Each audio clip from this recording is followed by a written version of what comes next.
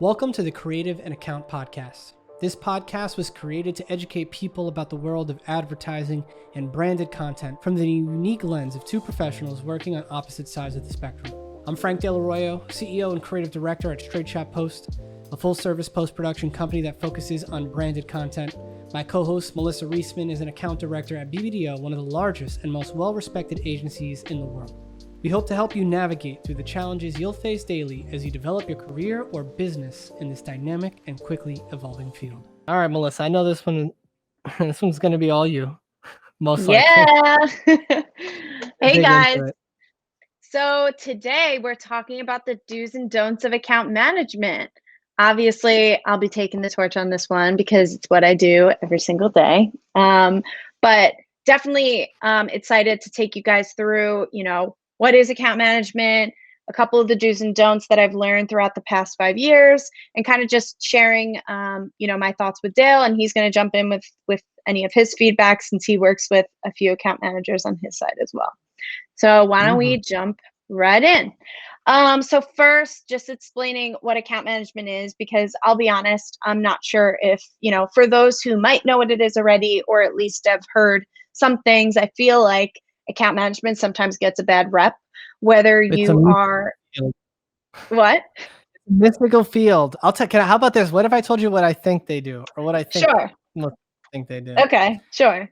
You guys talk to the client, and you guys annoy the creative teams with things that don't matter, like client stuff and legal stuff. And what else do you guys do? You send a bunch of emails. I think you make some schedules. And yeah, that's it, right? No. It's funny. I mean, that's what a lot of people think that we do, but it's actually so much more than that. The myths of what is account management is just that we talk to clients, and it's definitely a lot more. I mean, obviously account management is managing the account. But what goes into that? So I think the best way to kind of explain it is just to start with a prime example of what we do as soon as we get a brief from the client. So once we get a brief from the client, obviously that goes to the account team. So yes, we do talk to the clients. Quickly help me out. Like, what's a brief? Oh, so the brief is, for example, like if we were to get, if there's something that needs to be solved, or a new project that is going out, or a new drink, or whatever it may be. I mean, it depends on what brand that you work on, but anytime that the client briefs the agency, it means that there is a project that we're going to be working on. And since I work at a 360 agency, it could be, we need to make a TV spot, or we need to make a radio, or we need to make an out-of-home board, which is a billboard. So depending on what the brief is, we're making something. Here's the question. Do those briefs, are they broad in the sense that, I don't know, I'm just going to use Pepsi or something. Pepsi's like, we just invented Mountain Dew. We want to sell Mountain Dew. Is that the brief? And it's like, here are some things that Mountain Dew, this is what Mountain Dew tastes like, or whatever. And then, or are you getting a brief that's like, we want a Mountain Dew commercial for the Super Bowl? I think it really depends. I'll be honest. I mean, the briefs that I've seen across multiple clients at BBDO is, it could range for like a simple thing, whether it's like, we need a social video for this project. And they explain, what is the desired effect that we want to get out of it from a consumer standpoint, or from, what's the return on investment that they're getting? Do they want a certain amount of views? Do they want more purchases of a certain drink or a product, or whatever it may be? But I would say it's actually more detailed than you expect. And you would never see the brief, Dale, because obviously you work at post-production. So you don't really get, unless you're working directly with the client. So you don't actually really see what it looks like. I feel like what you see is more of the creative brief, right? Yeah, exactly. I see the decks usually. Yeah. So once we get briefed by the client, from there, the agency team and the strategy team collab on a creative brief. Now, the creative brief is basically supposed to be a culled down, easy to understand, simple execution of like what we need to do.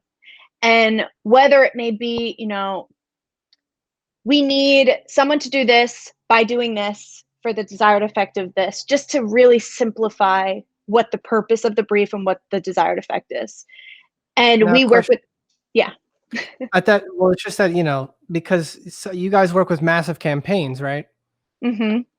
Are you getting unique briefs for different aspects, or is it like, one brief per campaign? You is dropping a whole new thing. We want to sell a ton, and you're going to make a ton of assets, right? It's going to could have to be up to 100 different pieces of content trying to help this client. And that creative brief, is that entailing all of the different aspects of that campaign? It should, yes. Mm-hmm. It can get really big sometimes then. Yeah. Okay. I would say that if it is a campaign launch brief, it normally contains all the deliverables that they're expecting, to be produced, whether it's TV, whether it's social, whether it's radio, whether it's display banners, whether it's, there's so many different elements to create. Usually all of that is within one brief. And then from there, what we try to do is create one brief, let's say if it's for a campaign, for the creatives. That kind of simplifies everything. But the way that we structure it is moving into the next thing, once we have a brief, we share that with the client for approval. So before it goes to creatives, because why would we brief a team without making sure the creative brief is approved by client? At the end of the day, we want to make sure that the client brief and the creative brief are technically one and the same. It's just a simplified approach.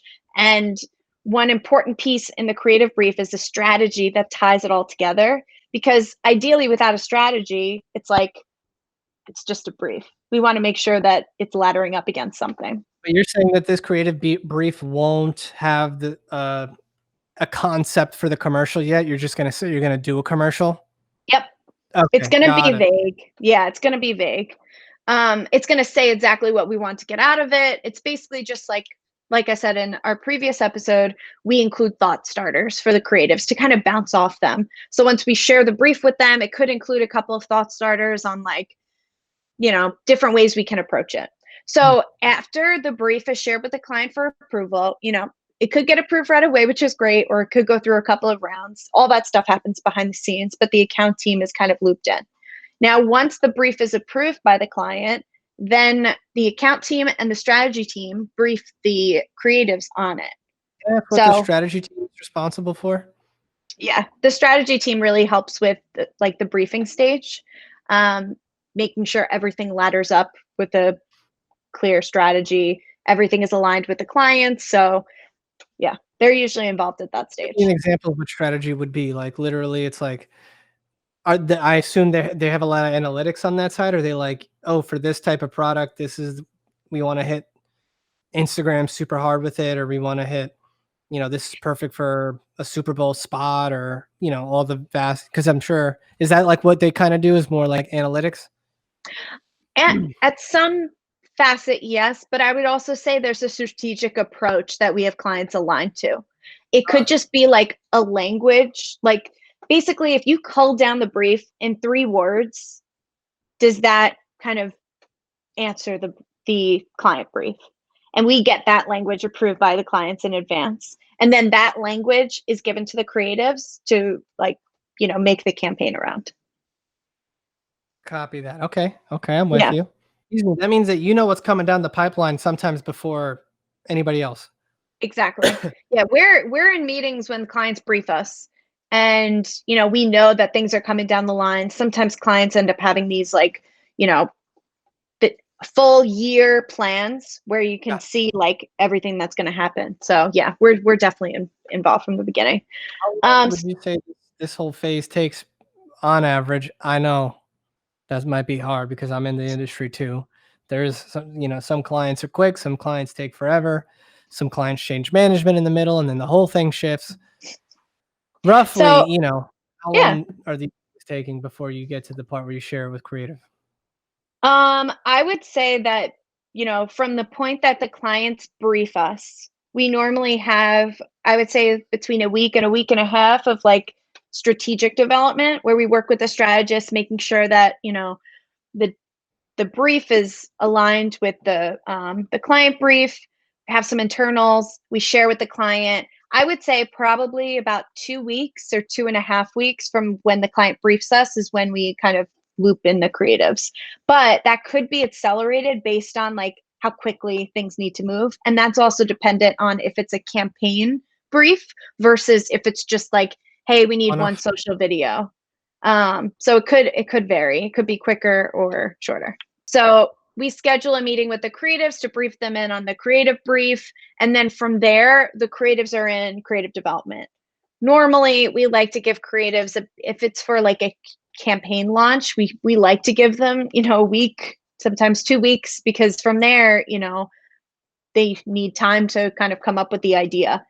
And dependent on, I mean, this honestly depends on what the brand is, but sometimes, we can come up with, here's like the platform name, like the creatives come up with the platform first, get that approved, and then you start blowing everything out, just so that we can start giving clients like pieces of what like the campaign will look like, versus if the creatives just come to the table with like, here's the platform that we're proposing and here's all the creative, and then let's say the platform gets killed and then they wasted so much time, we try to stagger it. So that's how we approach it. I just want to Then, jump in because yeah. I'm in full agreement. There is a stance for a lot of, I guess I know this. There's a lot of creatives out there. When you start working in the commercial world, that you really want to send something that's basically like perfect, like as perfect as you can get it to a client.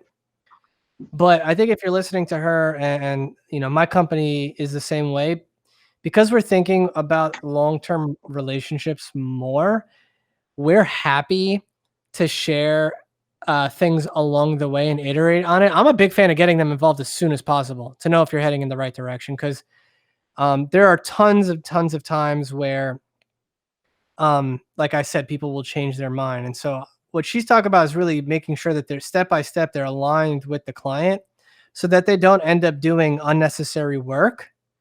And I'm big on that too in production.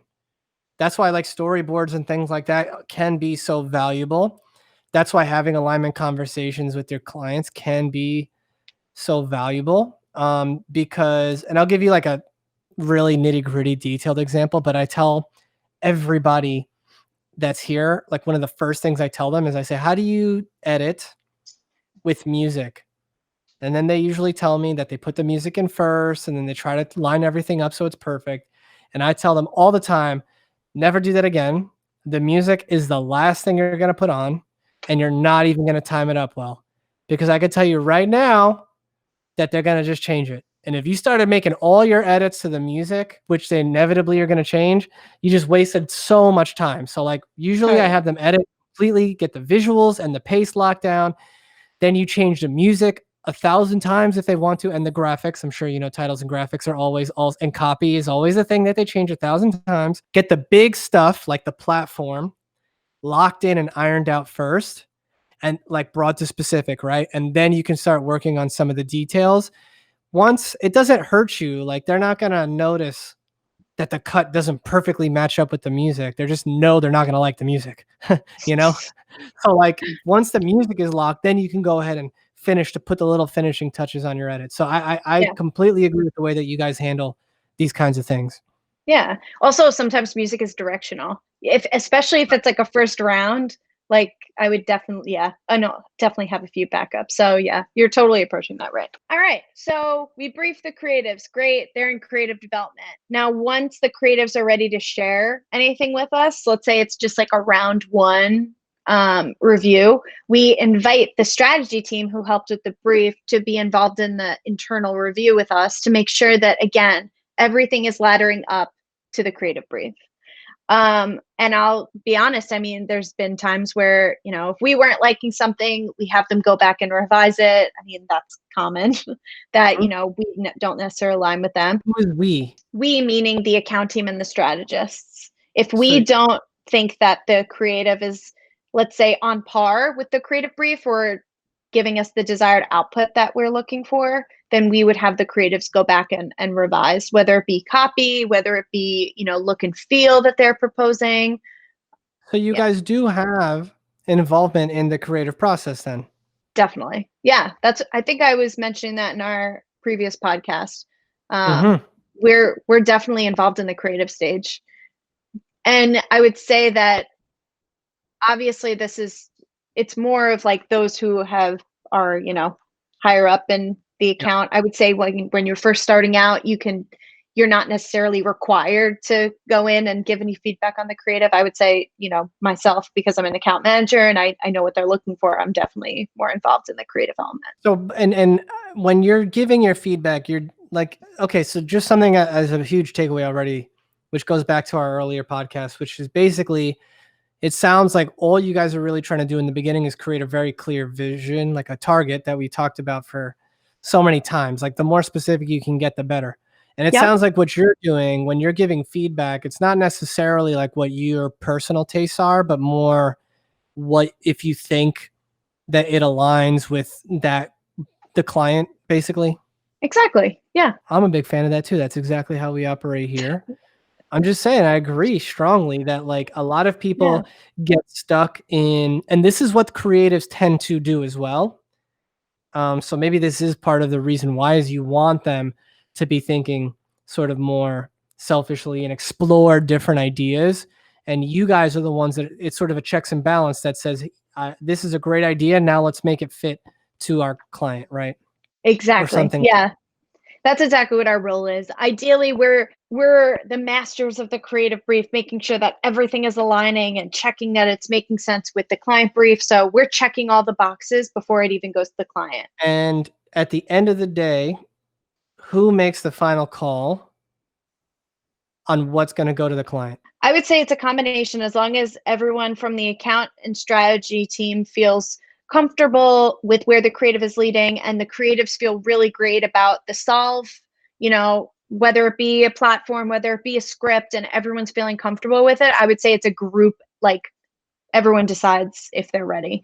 There have been instances where we knew that we weren't ready and the creatives asked for more time and we pushed back, you know, like Mhm. we were able to get more time. Or if we're not able to get more time, we try our best to try to meet in the middle. But I would say majority of the time it's a group effort. If everyone feels in alignment with where the creative is, then we present to clients. Where does the buck stop though? If you guys have two scripts you're debating between, We can present both. I I know you mean, love your creatives, right? yeah. I mean, if we're really see, what's hard is like usually creatives present more than one idea. Usually sometimes it's like 4 scripts or 5 scripts. And then we're like, guys, there's too much on the table. We need to narrow it down to the best 2. We won't necessarily be like, guys, we have to present 1 script because what Mhm. if they don't like it? Then we have another backup. So that's the thinking there. Less is always more. Yes. Well, yeah, you want to limit, you want to have some options, but not too many that they get decision fatigue is Hmm. what we like to say. Yeah. And a lot of what we do here, since we come much later in the process, is trying to be efficient and by being efficient, you have to eliminate some choices, right? It's like asking you, what do you want for dinner? It's like, oh, it's too many. But if I said, do you want Mexican? You're like, nope, you know? Yep. Exactly. Interesting. So it sounds like you guys kind of come to a collective head and hierarchically, the account manager and the creative director, and I guess the strategy person that they assign to you, are you guys considered to be all at the same high, like, hierarchical level? Are you all equals? I wouldn't say, I mean, we all respect each other's opinion. Um, I I guess that's kind of where I would leave it at is, you know, obviously the creative lead is kind of the one that's pushing everything forward and we're just there for really support. Hmm, Yeah, interesting. that's what I think. Yeah. So Once we all feel comfortable with the creative, we present it to clients. Now, the presentation with clients, normally we, include the client brief at the beginning of the presentation because we want to make sure that, again, everything is laddering up to this brief. And it's really important that the client knows that this is the brief you aligned on. And then the work that you're going to see is coming out of that brief. That's usually how we like to structure things. So everything is very simple. So from there, after we present to clients, normally, we get some feedback on the call, but then we get others via email. And then Actually, talk to me about that. When you're saying you're presenting to clients, are you having an actual, like in the old days, physical meeting, or like how are you doing that now? I mean, as you probably expect, I feel like all of our meetings are Zoom because of the pandemic and because of the state of the world. I actually think the good part about it is that every single meeting that we have with clients now is via Zoom. So you get to really see and like talk to them and interact with them, see their facial reactions through everything that we present, whether it's in a creative meeting. Before we would, sometimes go up to clients to like present in person, or we would present via phone where you can only hear them and hear their reactions versus, they can put us on mute and have conversations on the side, but now they can't do that because we're on Zoom. So if they have conversations on the side, they could put us on mute and like text someone or do something else. But I feel like it's a lot more collaborative at the moment because we're able to talk to them and get their initial thoughts and have meetings where, now we're all in every single meeting versus sometimes we would go up to see them or like present in person, or we would, present via phone. Now everything is kind of in person. And are you like, you just like screen everything, you like someone's presenting it on the screen? Yep. Who's we the one screen that record. who's the one that leads those meetings? It's a combination of the account manager who's like leading the project. So I would say, argument's sake, like there are most times where I present the deck. I screen share the deck during the meetings. I go from slide to slide, and I would kind of share the responsibility with the strategist where I would like kick off the call, remind them of where we were. If it was, if this is the first creative meeting, I would just like say that, we worked through this with blah, blah, blah, hand it off to the strategist who would take them through the client brief. And then from there, the creatives would take them through the rest of the deck. Okay, I was going to ask, everyone's wondering when Don Draper comes in and does his thing, right? Yeah, it's usually after we remind ourselves of the brief that we aligned on. So we just hand it off to the creatives from there. Interesting. So from there, after the client meeting, we get feedback, sometimes via phone, and then obviously the majority of the consolidated feedback is via email. And this is where I would say it's a really important skill to take the client feedback. And, there are some instances where a lot of people think it's easy to just copy and paste it and send it to creatives, or copy and paste it and send it to someone else. But it's much more than that. And I think that's kind of where there's a skill in deciphering the client feedback. One, making sure it's clear to not only, the creatives, but to yourself, if you really understand what they are trying to get out of it. And if there are any questions, because a lot of times the easiest thing to do is just forward it along. And then you realize that there are so many questions that the creatives or producers have, or whoever has. So ask those questions in advance so that, everyone is clear. If there are additional questions, we can obviously follow up with more. I'm sure there's a level of experience that matters there. Yeah, right? I would say so. Yeah, it definitely takes some time before you really start to, know exactly what they're asking for. And then also you decipher the email. So before you send it to the creatives, you actually need to, take every single note that the client said and make it easy to understand. So sometimes creatives, the clients actually, they send an email and they're like, I hated this idea. We need to do this. You can't copy and paste that and send it to the creatives. They'll be so upset. I mean, that's their idea. So you kind of have to like. You're unboxing something here. Now all the creatives know. Listen up, creatives. Some shit goes down that you never know. You're protected. You'll never know. No, I wouldn't ever like put something like that in email, but yes. Let's talk for a second, because some people do, because I've gotten them. Now, my feedback is after production, but it's still the same process.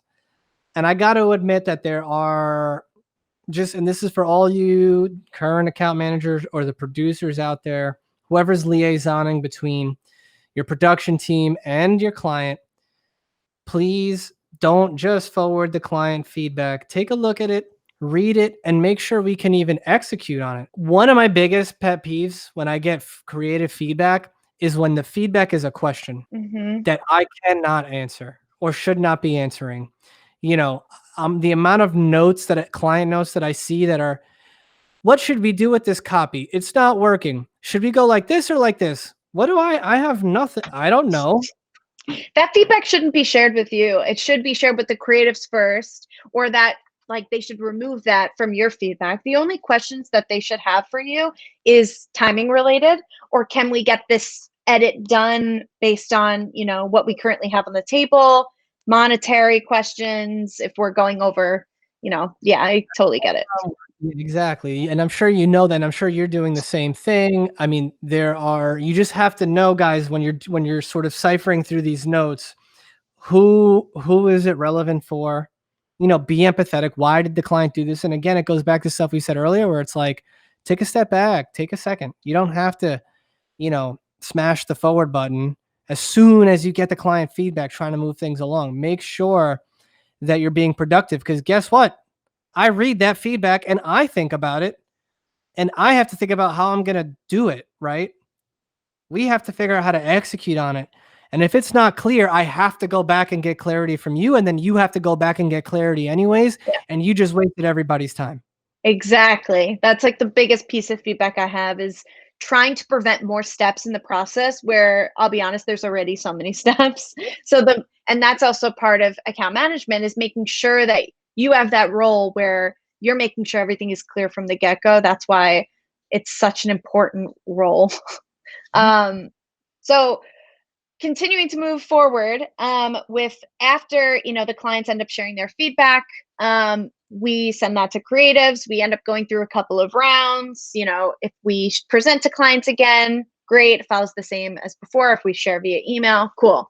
Once the clients approve the creative, it goes into production. Now that is for, you know, obviously, as I mentioned, BBDO is a 360 agency. So it could be print, it could be, you know, a print ad, it could be an out of home, which means a billboard, a static or digital billboard. It could be a video. So obviously, Dale, something you're familiar with. It could be for social, or it could be for TV, a commercial where we have to go into a physical production.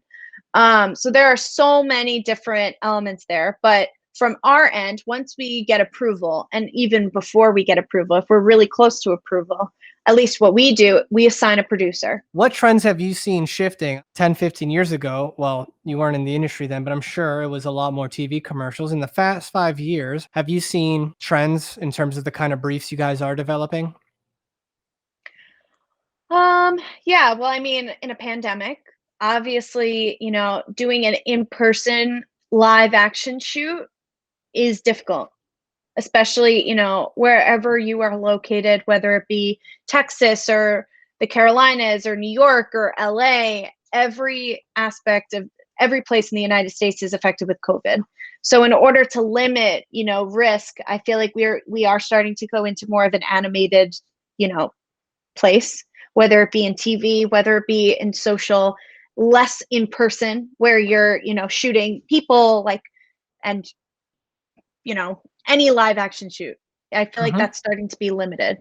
I could say for a fact that social is definitely becoming more prominent.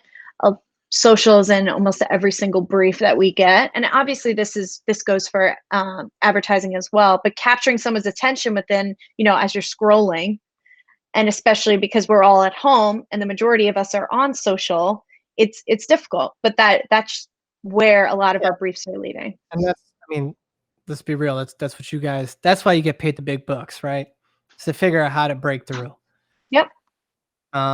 In terms of those platforms, anything, is TikTok popping off? Is you starting to do more LinkedIn? Is Facebook still where it's at? What are you guys seeing in the last few years? I would say TikTok is definitely really interesting. I think it depends on what brand that you're working on. If that, you know, is that where your audience is? Because I think it's obviously dependent. If you're working for, you know, a healthcare brand, I don't know if TikTok is where it's at. But it really depends on what brand you're working on. But I can say that TikTok is definitely interesting, as long as your audience is there. Print is definitely still prominent if, depending on what I would say out of home. What was that? Like an actual magazine? Uh, I don't know. I haven't worked on magazine ads, but I was thinking more like billboard wise. I know that we're Uh-huh. still doing like print and, digital billboards, because people are still traveling. Even though there was, a shutdown, I still feel like you're seeing people on the road. So it still kind of gets the message out there. And TV, we're still making TV ads, regardless of, the fact that some people might not have, traditional television anymore. I would say that OLV, which is online video, has definitely become more prominent because there are a lot of people looking at Hulu with commercials. So you're talking about pre-roll on YouTube, Yep. Hulu, and other platforms, right? Yes. Great. See, that is valuable, at least for me, because now it gives me something to expect. Again, if you're a creator, now you're saying, hey, maybe I should brush up on my After Effects because that's clearly what's going to be getting asked of me. And I think it's going to probably be like that for the next year.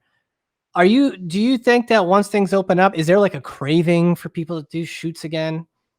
I would say so. I Oh, personally, I miss the shoot life. I don't know.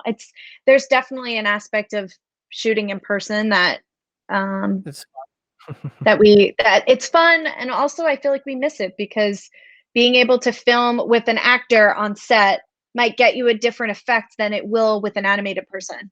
yeah. Do you feel the same way about an ad knowing that it's, being shared in a different way? Does an Yeah. animated person give you the same effect as a real person? Does it relate to you? I think that's something that we're Figuring thinking out. I'm about. sure you'll have the data too. Very, very interesting. Okay, so now you're in production, right? You guys Yep. have the brief. The client has approved on all the pieces of content that you're going to make, and what the desired outputs of that content is.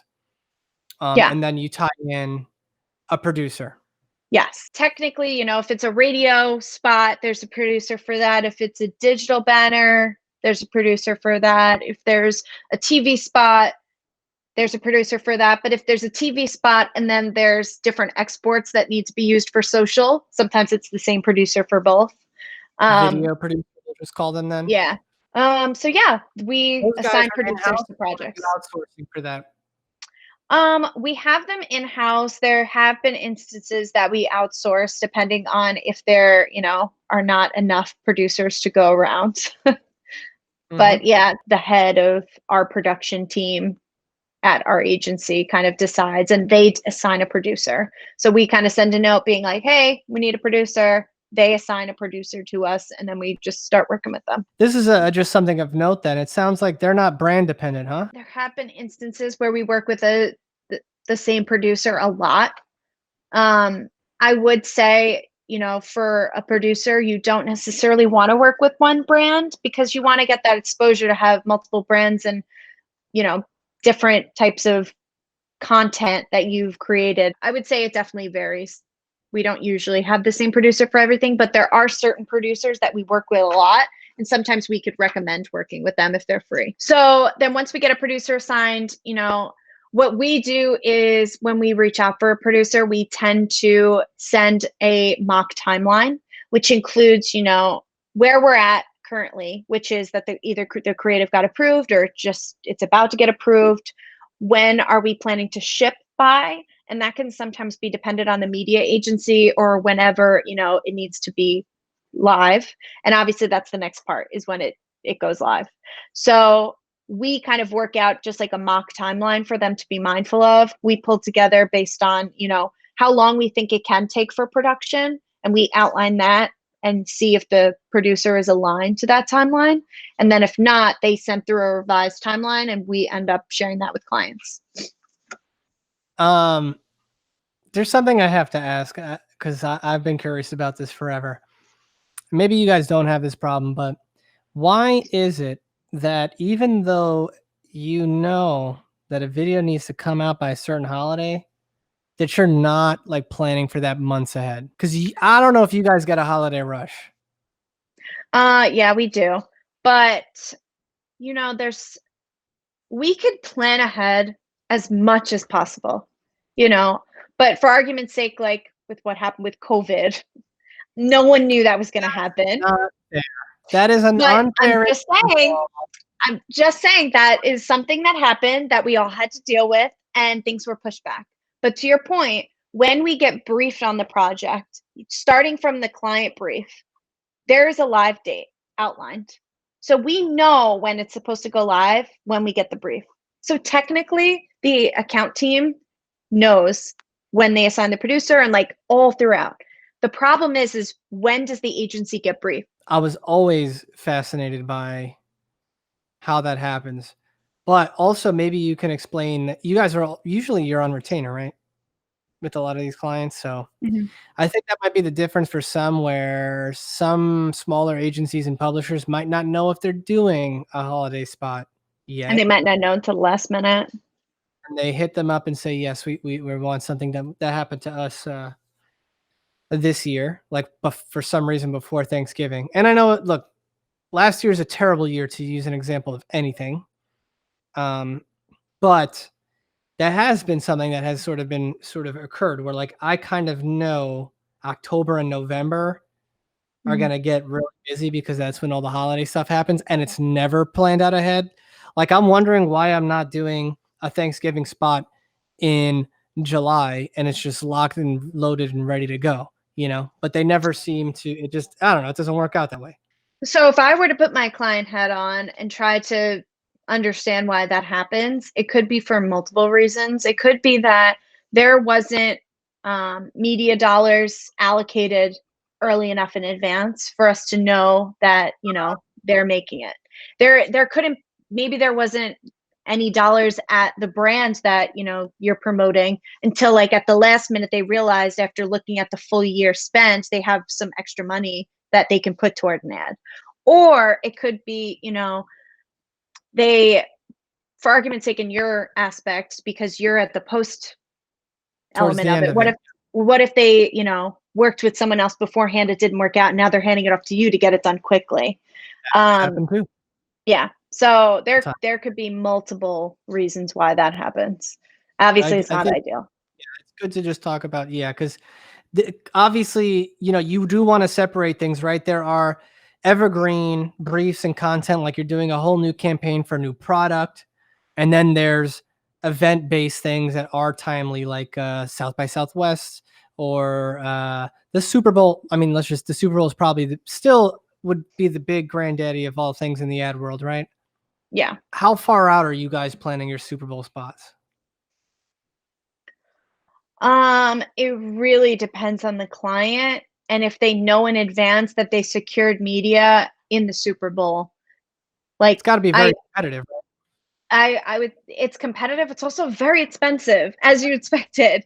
Yeah. So it's a lot. And then there are some instances where, they get it at the very last minute if a spot opens, or if a space opens up for it.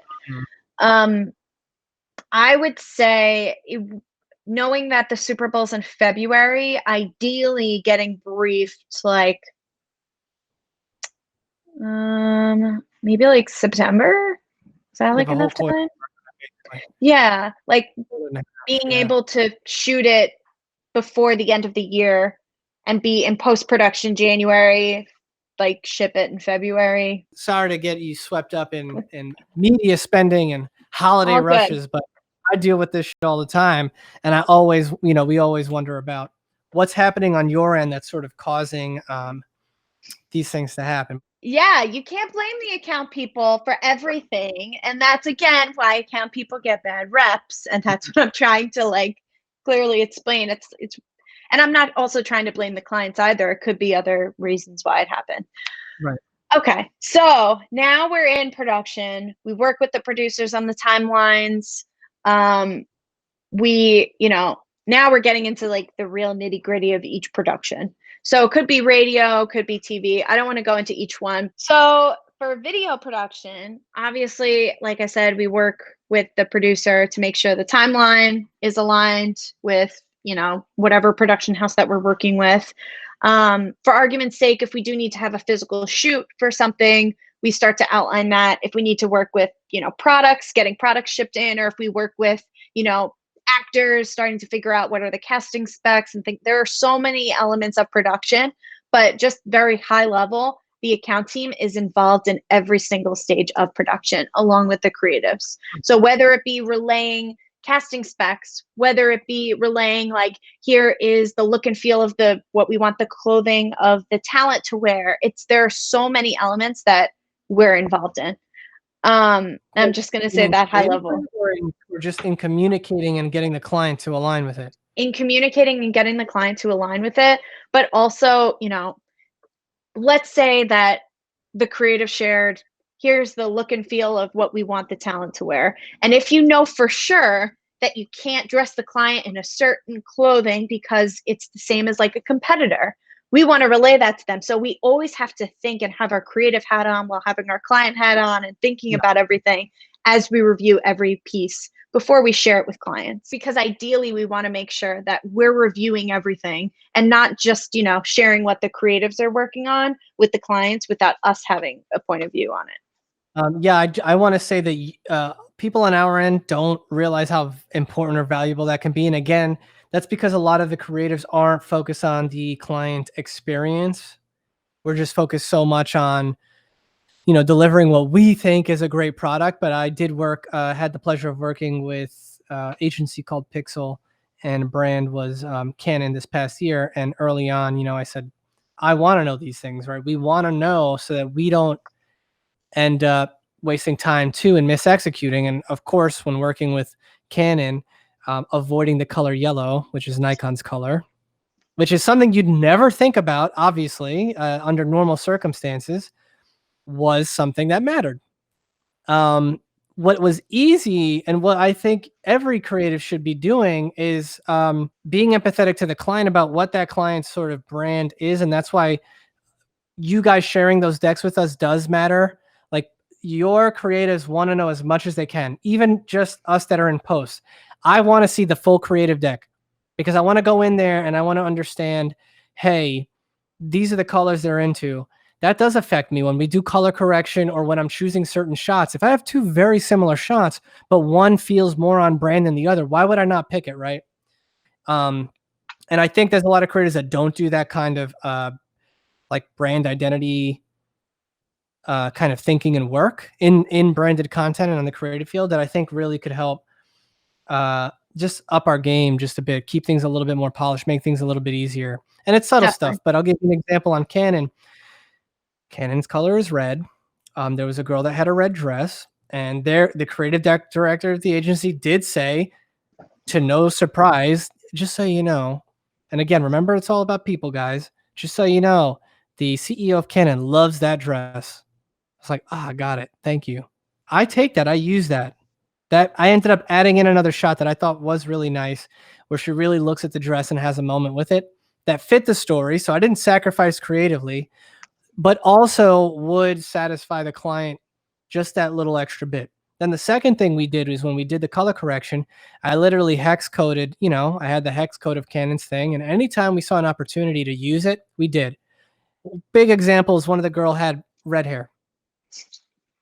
And I remember making sure that we were going through, making sure that her red hair and that the red stripes on her shirt matched, not identically. We weren't sacrificing anything. Of course, if it didn't look unnatural, but that it was closer to Canon red than maroon or something, And I think those are the kind of little details and touches that when we get information from the account people about the client in that way, it helps us because empathy being one of our core values, we're very tactical about it.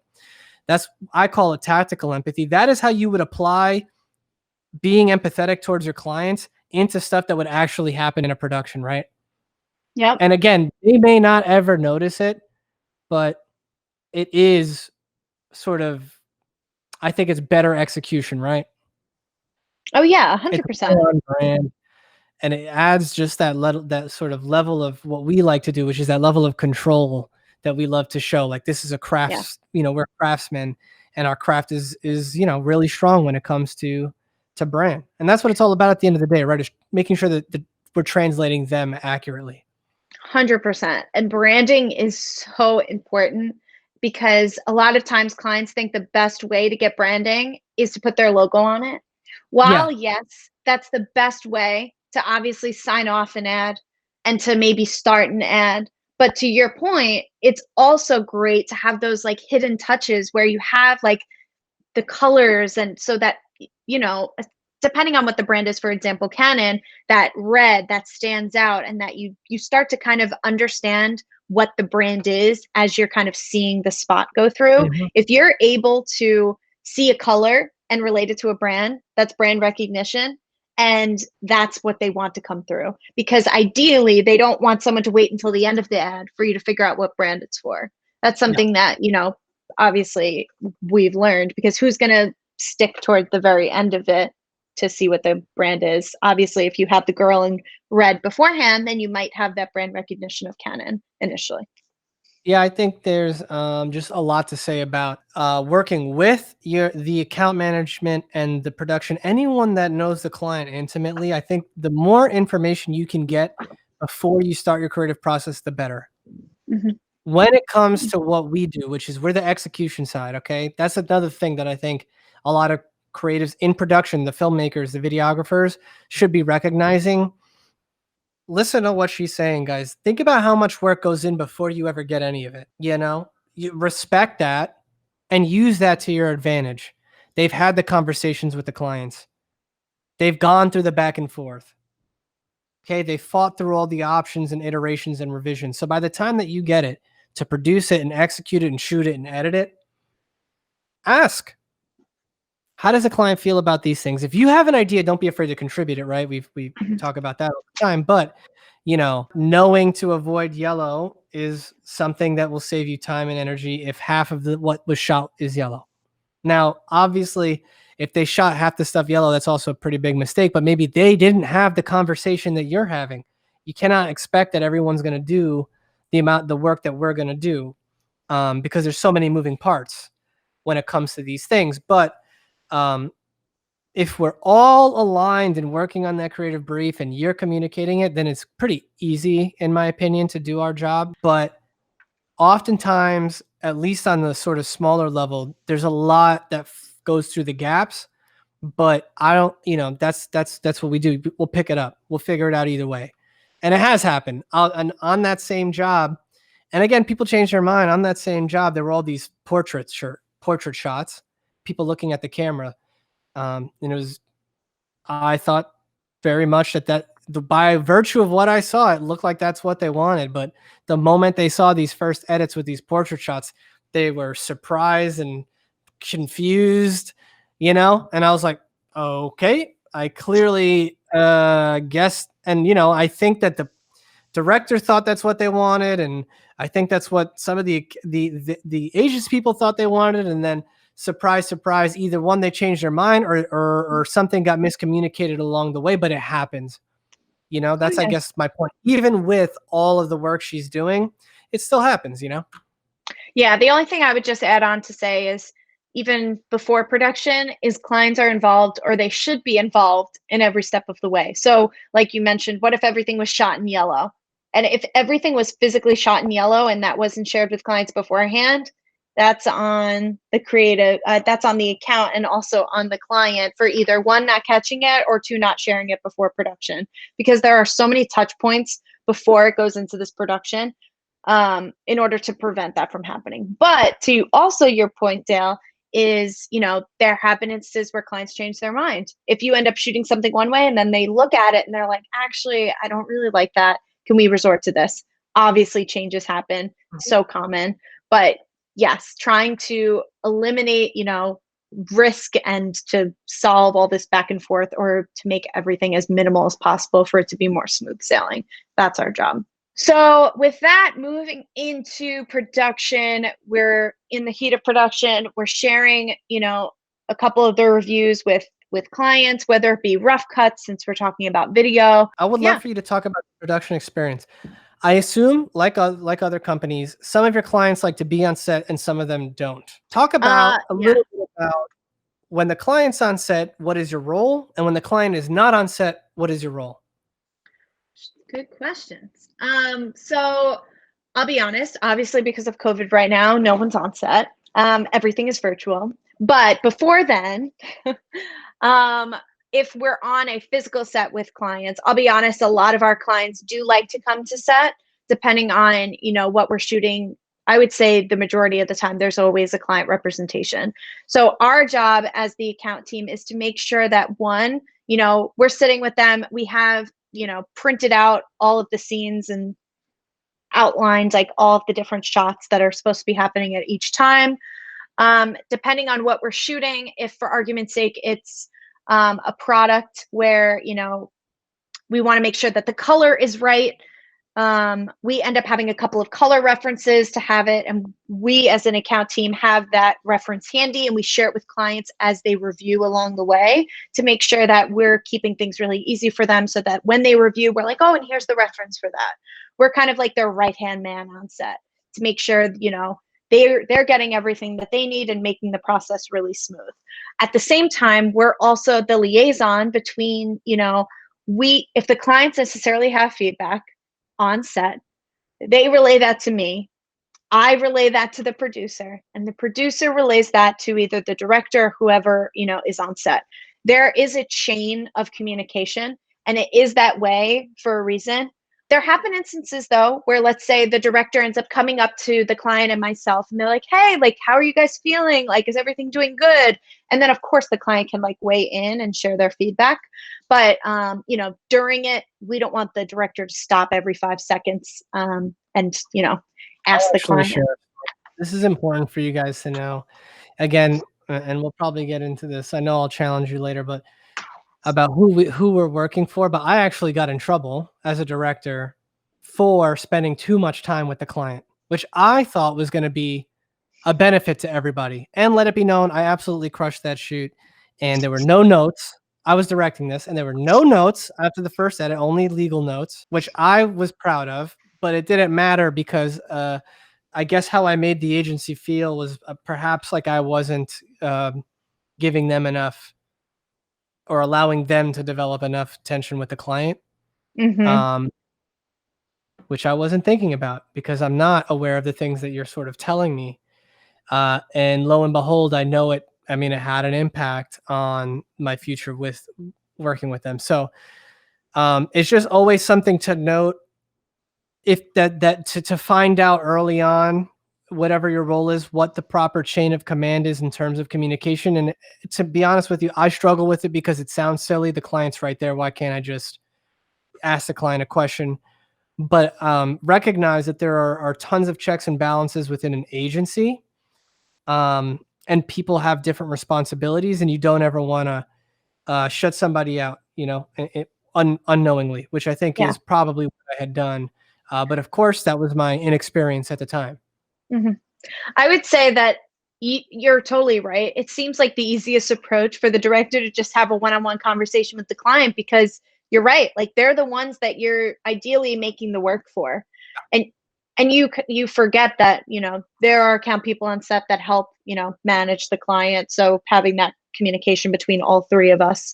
But the reason why we do that, I'll be honest, is there have been instances, the client, if they, feel a certain way, they'll just walk right up to the director. And let's say that you're in the heat of a scene and you kind of like lose your cool because then you have someone else coming up to you. We try to prevent that from happening. Not saying that that happens all the time and not saying that every client does that, but it's just an example of making sure that, as a director, you feel that, you're not having anyone breathing necessarily down your neck. Yeah, I think it's just important, again, for people in production and creators to know, we know how complicated advertising infrastructure can be, but just even having it ironed out a bit like this is really helpful, even for me. So let's say clients aren't there. It's just you as an account team on set along with creatives.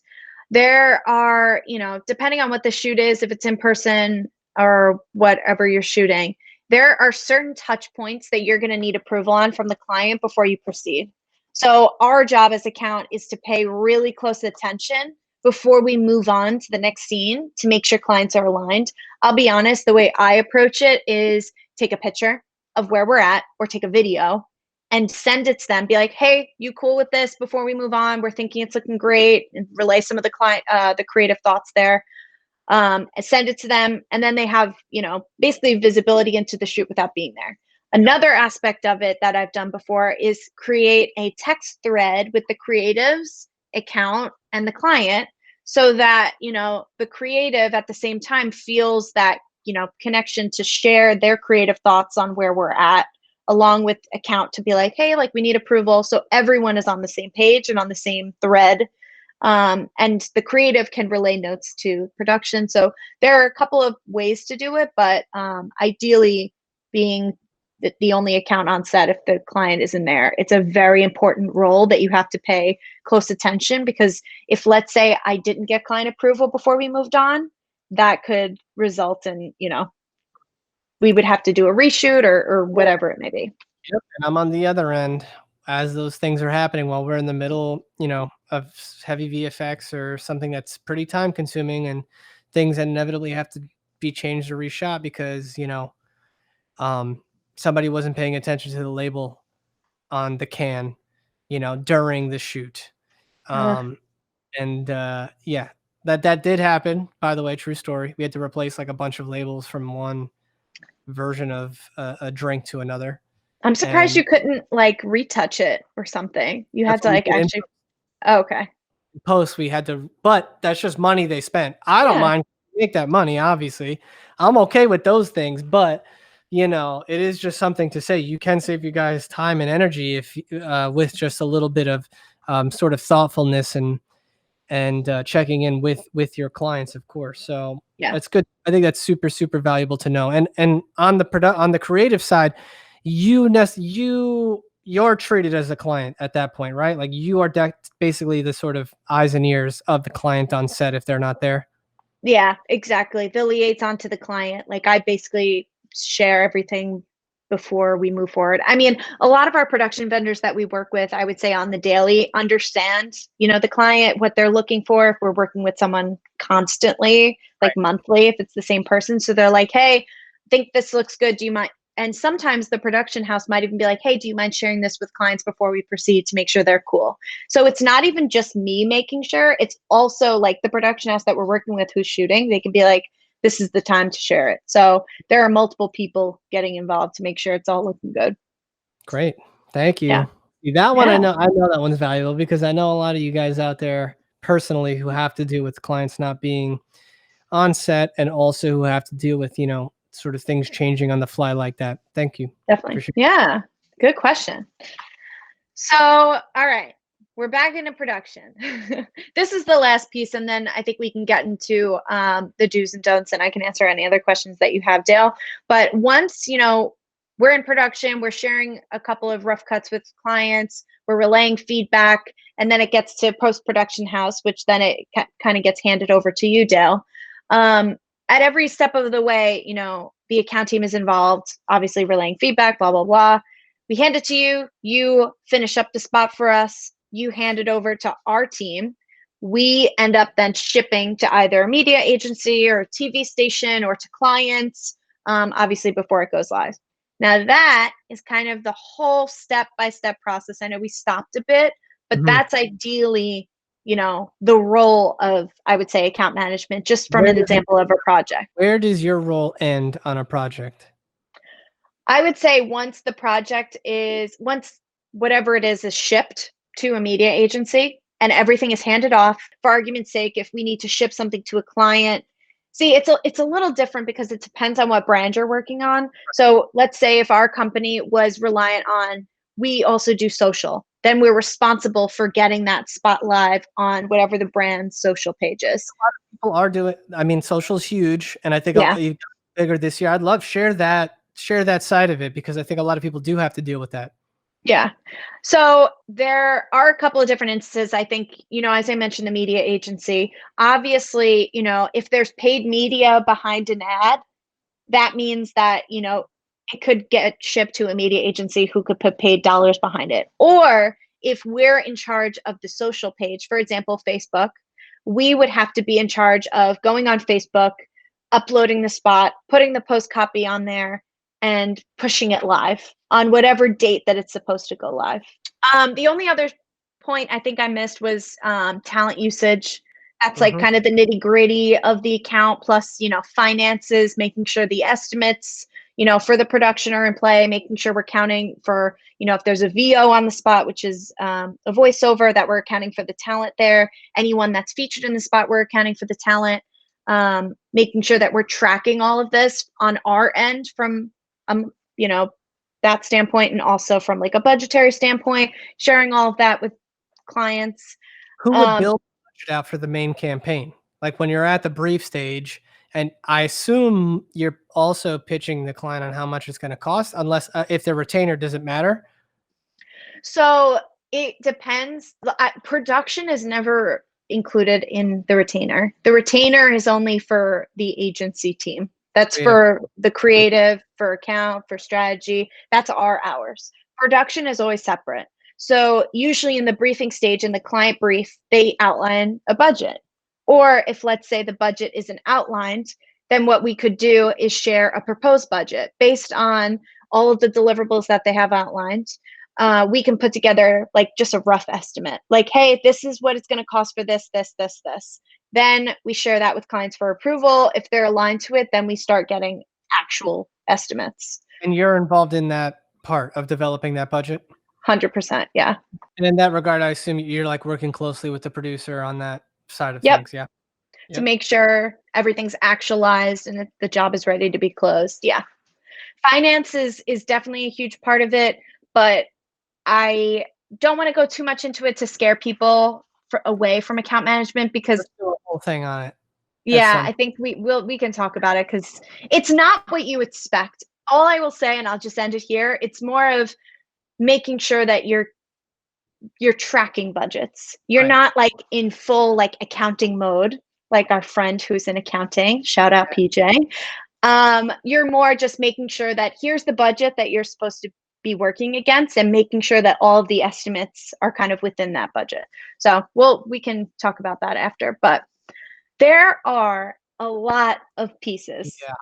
So here's the So scary thing, though. That's all on that's one project, right? that's one project. So can I So ask you, I have to yeah, ask you the question here then. How many projects I'm already nervous asking this question. How many projects are you working on around God, the I same don't. time that you're doing all of these things Um, for? I could say like 10, Yeah. maybe. Like, um, and that's why, I mean, we're gonna go into the do's and don'ts, and I don't really want to scare anyone from this, because once you've done it so many times, it really does start to get easier, and you get into this routine of, exactly what goes next. And also you have other people on your team. It's not just yourself doing all of this. This is where you start to delegate to others. When it comes to finance, you could, work necessarily with an AAE or an AE to help you with that. There are going to be people who do have to do all this, Yeah. not at BBDO with BBDO's infrastructure. If we're talking about what if you're trying to start your own agency, I don't think these things sort of don't happen, right? They probably are just happening in a much simpler way. I Mhm. would say, and tell me how you feel about this. The most important part to me sounds very much like all of the stages that come before production, making sure that the client and you are really on the same page, making Yep. sure that the creative brief is really well developed. Sounds to me, but I'm also big on the pre-production too, that's the most important part. Yeah, absolutely. Because you don't want to go into production and then the clients end up being like, actually, we don't like the spot anymore, Yeah. which also has happened before too. But there, you could only plan for so much. And that's why, a lot of people is like, oh, it's on the account team for not expecting that this could happen. A lot of the times, you heard all the steps that we take to Yep. make sure everything goes as planned. But then there are these scenarios where it might not go as planned. But to be honest, there's nothing we can do about it, because that's the nature of the business that we're in. Rolling with the punches and being able to problem solve is a huge part of our day-to-day job. And how you deal with that under pressure, and how you deal with the, client requests and getting things done on time. It's all part of the day job. And you have 10 projects at the same time also, right? Yeah. So I think the idea here, because you're talking in numbers, it's like the client might change their mind. That's their prerogative. But what you're trying to do is say, if you're working on 10 projects, maybe they're only changing it on 2, on 1, because of all the work you've put in to keep yourself aligned.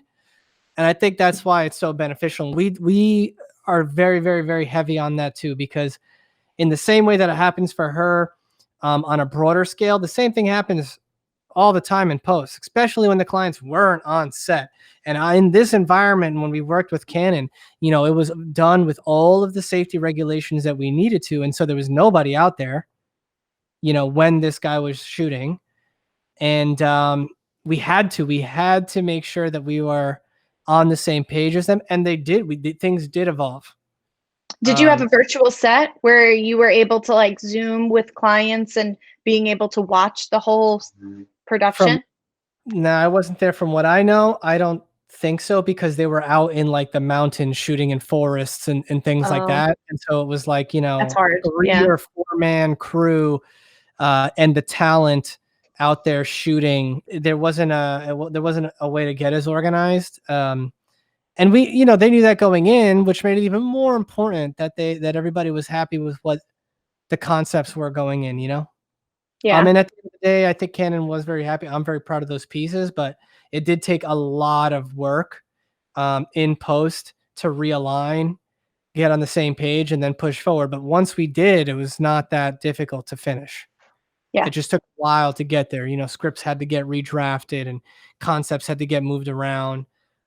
So yeah, definitely a learning experience, but take everything to heart with what she's saying, guys. It's not certainly doesn't sound nearly as easy of a job as I thought going in.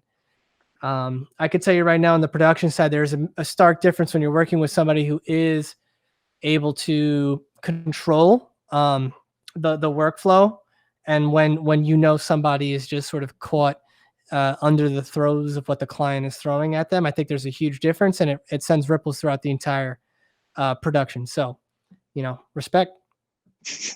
Thanks. Yeah, totally means a lot, especially now you're starting to like understand what it is after knowing and having a bad rep for your account manager. So now hopefully next time you talk with them, Dale, you'll be like, wow, I know a lot, what you deal with. Hey guys, I hope you enjoyed that episode of the CNA podcast. If this brought you any value, please don't forget to like, subscribe, and hit that notification bell. You know how much it means.